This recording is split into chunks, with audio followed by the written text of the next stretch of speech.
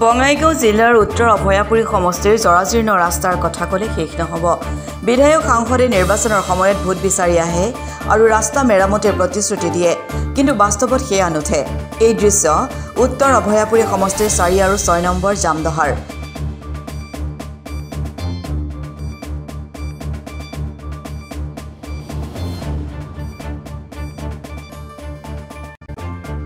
জনপ্ৰতিনিধিয়ে কৰিব নোৱাৰা কাম কৰিলে স্থানীয় ৰাইজে। প্ৰায় 600 ফুট ৰাস্তা মেৰামতি কৰিলে ৰাইজে।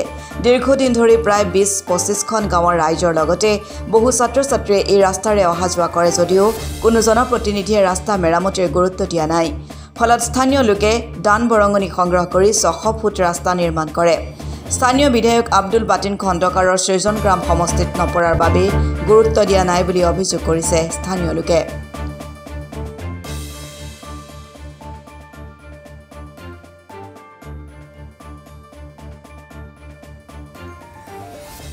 এই ৰাস্তাটো হৈছে আপোনাৰ মানিকপুৰ থানাৰ অন্তৰ্গত ভান্ডাৰা পঞ্চায়তৰ আণ্ডাৰত 6 নং জামদহা হয় গাঁৱৰ নামটো।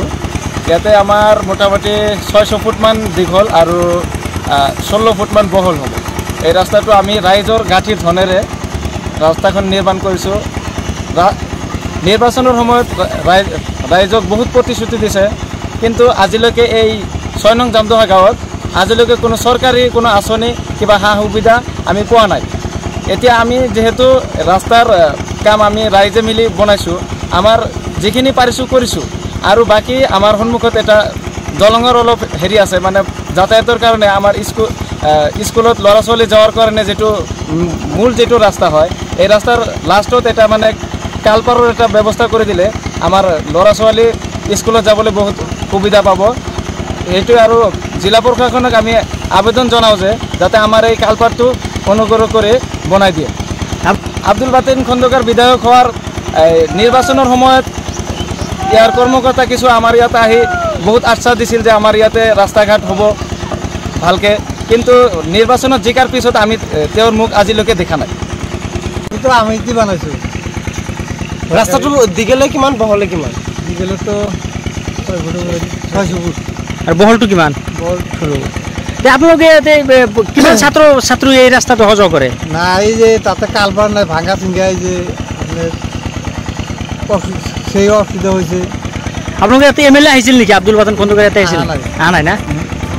চৰকাৰে কি ক'ব যে আপোনালোকে ইমান? আমার এইটা আমি তো এইটো কালবারটা দিলে আমার অলপ স্কুলের ছাত্র দিলে ভালো হবো। কিমান টকা খৰচ কৰি ৰাস্তাটো বনাইছে? 1 লাখ টাকা আছে আমার। 1 লাখ টাকা? 1 লাখ টাকা খরচ করে রাস্তাটা রাইজে দিছে। ৰাইজেৰ পৰা উঠাইছে আপোনালোকে? ৰাস্তাটা বানাইছে। আপনাৰ গাঁওখনৰ নাম কি? এটা 4 নম্বৰ জামদহা, 6 নম্বৰ জামদহা।